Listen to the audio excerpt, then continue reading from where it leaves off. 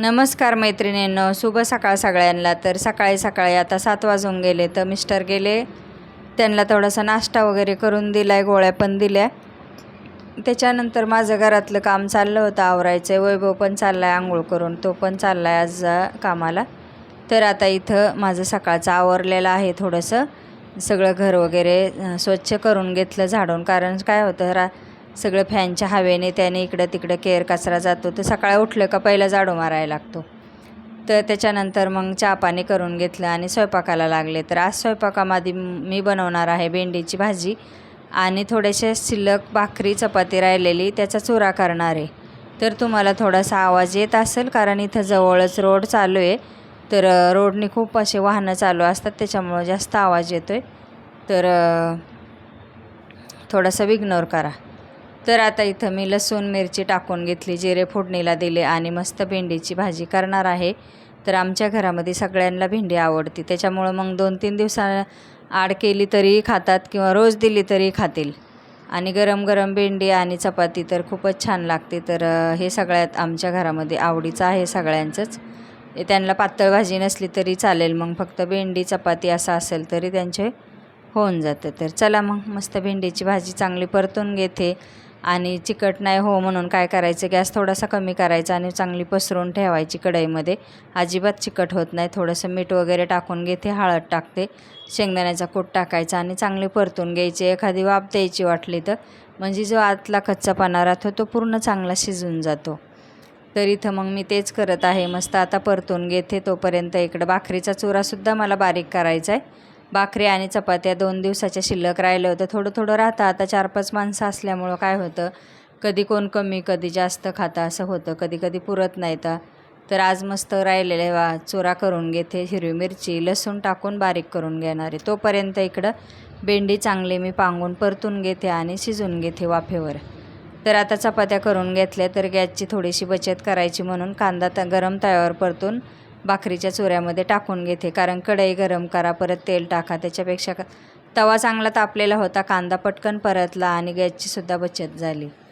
तर आता इथं चुरा करून घेते मी मस्त, त्याच्यामध्ये मिरची लसूण वाटले, फक्त मीठ आणि ह्या परतलेला कांदा टाकून घेते, थोडंसं अजून तेल टाकते आणि मस्त भाकरीचा चपातीचा एकत्र चुरा केलेला आहे तो चांगला परतून घ्यायचा, झाकण ठेवायचं थोडा वेळ आणि मस्त जेवणासोबत खायला घ्यायचा। तर आज चुऱ्यामुळं मग काय म्हणलं, चला आज लवकर पण जेवण करूया, नाही तर मग आमचं जेवण थोडंसं उशिराच असतं। कारण हा भाकरीचा चुरा जर थंड झाला ना तर तो पण चांगला लागत नाही, त्याच्यामुळं गरम गरम खाल्ला तरच तो खाल्ला जातो। आणि याच्यासोबत दही किंवा ताक किंवा असंही खाल्लं तरी पण चांगलं लागतं। तर झाकण ठेवलं होतं मी, मस्त वाफेवर शिजून जरा वाफ बसून दिली म्हणजे चांगला मऊ होतो। तर असं शिळ्या भाकरी जर राहिल्या किंवा चपात्या राहिल्या तर फेकून देण्यापेक्षा असं चुरा वगैरे केला तर सगळेच थोडं थोडं खातं आणि अन्नसुद्धा वायाला जात नाही।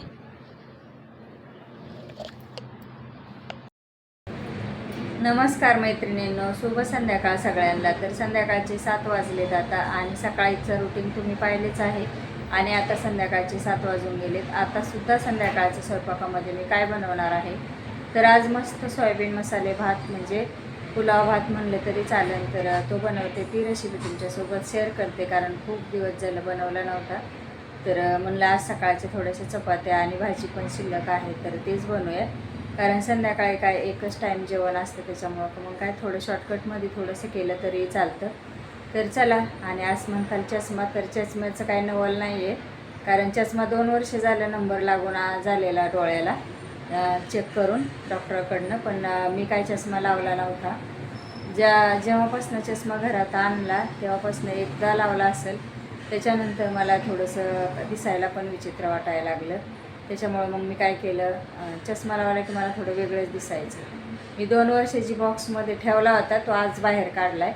म्हणलं थोडंसं प्रयत्न करूया लावायचा, कारण आता डोळ्यावाट खूप अशी जळजळ होते, परत डोकं दुखतं चष्म्यामुळं। कारण नंबर असला की तसा त्रास होतो, त्याच्यामुळं मग काय माणसाला असतंच ना, जेव्हा गरज लागेल तेव्हाच त्या वस्तूची आठवण येते, तसं झालेलं आहे माझं। तर चला मस्त, आणि तो काय असा हवस म्हणून नाही लावला, डोळ्याचा नंबर लागलेला आहे तो कधीच, त्याच्यामुळं मग मी आताशी सुरुवात केली लावायला। तर चला मस्त रेसिपी बनवूया। आणि रेसिपीमध्ये काय बनवते तर तुम्हाला मी सांगितलंच आहे. इथं बासमती लांबट तांदूळ काढून घेतले तर ते मी चांगले 2-3 पाण्याने धुवून घेतले आणि थोडा वेळ भिजत ठेवले. इथं मी परसबी घेतली, त्याच्यानंतर टोमॅटो, हिरवी मिरची, कांदा, थोडंसं आलं, कोथिंबीर. तर हे वस्तू सगळं साहित्य काढून घेतले. तर तिकडं सोयाबीनसुद्धा पाण्यामध्ये भिजत ठेवली. थोडंसं आलं चिचून घेते, लसणाची पेस्ट घरामध्ये आहे. तर आज खूप दिवसापासून चाललं होतं की थोडासा बिर्याणीसारखा म्हणजे पुलाव भात बनवूया म्हणून. तर पुलाव भात म्हटलं तर त्यात भरपूर काय काय असतं, वाटाणे वगैरे. पण माझ्याकडे ज्या घरामध्ये वस्तू होत्या फ्रीजमध्ये भाजीमधल्या तेवढ्याच मी टाकणार आहे. तर आता इथे कुकरमध्ये चांगला तापून घेतलं, त्याच्यात तेल टाकलं. तेल टाकल्याच्यानंतर जिरे आणि मोहरी टाकून घ्यायचं आणि मस्त त्याच्यामध्ये कांदा टाकून द्यायचा. तर कांदा चांगला तळला ना तरच आपलं पुलाव भात छान लागतो. तर आता इथं मी कांदा टाकून घेते. कांदा चांगला फ्राय होऊ द्यायचा, चांगला लालसर रंगावा येईपर्यंत. त्याच्यानंतर मग आता याच्यामध्ये हिरवी मिरची, दुसरं बाकीचं साहित्य टाकून घ्यायचं. तर खूप छान होतं असा पण भात. तर आपण नेहमी म्हणजे असं वाटतं की कधीतरी वेगळं थोडंसं करावं म्हणून, तर ते अशा पद्धतीने केलं तरी पण खूप छान लागतं. तर वाटाणे नसल्यामुळं मग मी शेंगदाणे टाकून घेतले थोडेसे, कारण वाटाणा आता काय मिळत नाही बाजारामध्ये सुद्धा, आणि कुठं असेल थोडाफार तर तो खूप महाग आहे. त्याच्यामुळं तो काय आपल्या खिशाला परवडणारा नाही. त्याच्यामुळं आता मी वाटाणा वगैरे काय आणलाच नाही. तर हिरवी मिरची टाकून घेते. परसबी पण आणली होती बाजारातून थोडीशी, मी ती पण टाकून घेते. टोमॅटोची चांगली त्याच्यामध्ये ग्रेव्ही होऊन द्यायची, म्हणजे भाताला चव चांगली येते. आणि आपला बिर्याणी जो मसाला असतो ना बिर्याणी राईसचा, तो टाकायचा एखादा चमचा छोटासा.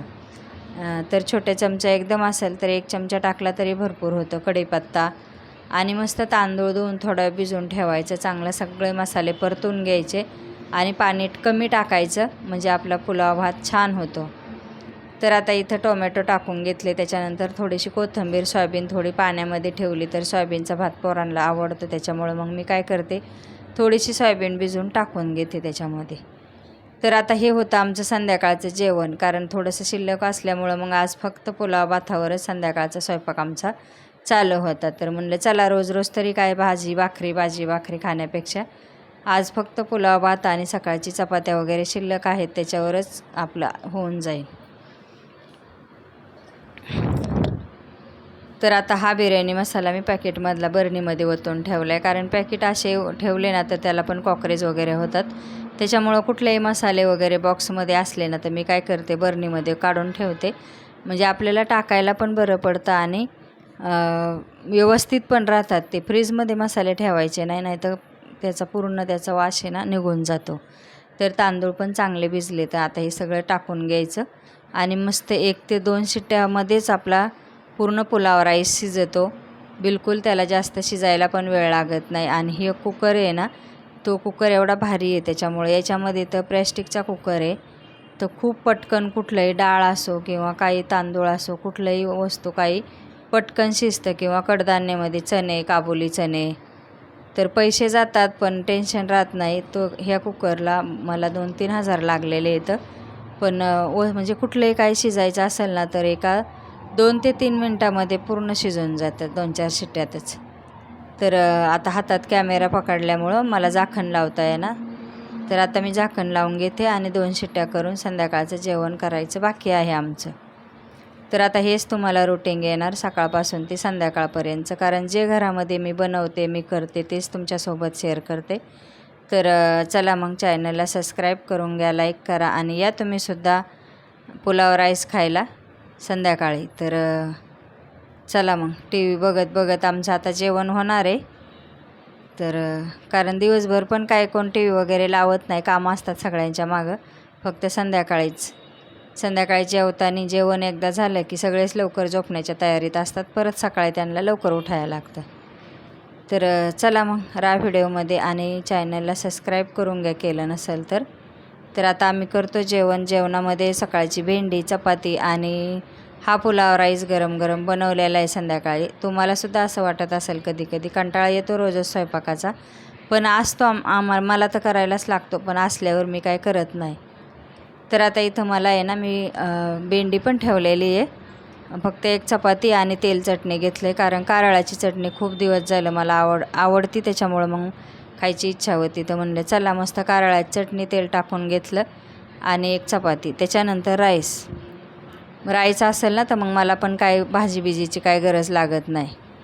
असा मसाले राईस असला ना तर बिलकुल भाजी वगैरे नसली तरी आम्हाला सगळ्यांना आवडतो. तर मग असं आमचं होतं सकाळपासून ते संध्याकाळपर्यंतचं रुटीन. कसं वाटलं ते सांगा आणि परत भेटूया आता पुढच्या व्हिडिओमध्ये.